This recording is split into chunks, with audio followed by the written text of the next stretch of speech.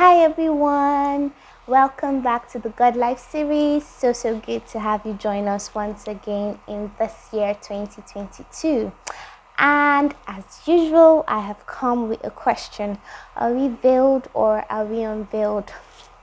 Now, to be veiled means to be covered, it means to be concealed. And a lot of things can serve as this covering to both Christians and non-Christians, one of which majorly is sin. So why then do we choose to be veiled when we can be unveiled and behold the glory of God, just like Moses did in Exodus 34, and we do not even have to put the veil back on like he did? We know of the story of Adam and Eve, right? The first people who were created in the image and in the likeness of God. But due to their singular act of disobedience to God's instructions at the Garden of Eden, that was the sin that veiled them away from his presence and from beholding him as it once were and as it ought to be.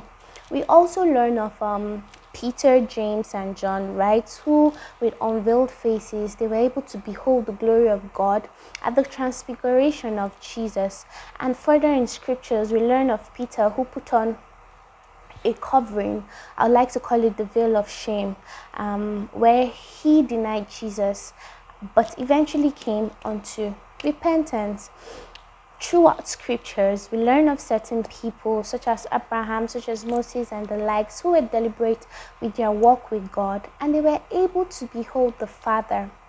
But we do know that it's not the desire of God that just a few are able to behold him with unveiled faces, but that all of creation can actually behold his glory and experience this transformation without having to hide or run from him, right?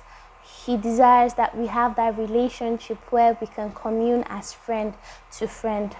So then, how does he remedy this? He pours out his love on all of humanity. Guys, this love, even right now, the human mind can still not fathom it. That was the unveiling. He poured out his love on all of humanity, and by his great mercy, today we can talk about this good news, right? The good news, which is the love, the life, the death, and the resurrection of Jesus, which brings us on to repentance, and we are able to experience redemption. The truth is, though we may struggle with sin, though we may have weaknesses, we may go through trials, troubles, and tribulations of life, when we come to the revelation of the knowledge of the depth of God's love for us, and once our hearts are turned to him, it shows that we are his, and instead of trying to pretend or be strong by ourselves or trying to run or hide from him, once we turn our hearts to him, it just shows that we are his, and like a bride, right? The veil is lifted, and with an unveiled face we can behold his glory that births a transformation in us. Yes, 2 Corinthians chapter 3 verse 18, so that no matter what we may or may not have done, we can approach boldly to his throne of grace. The knowledge, the experience, the revelation of the depth of God's love for us just brings us to that consciousness that there is no condemnation to those who are his, that all things work for our good, that he loves us too much to leave us without help, to leave us broken, to leave us troubled, and so on and so forth. But that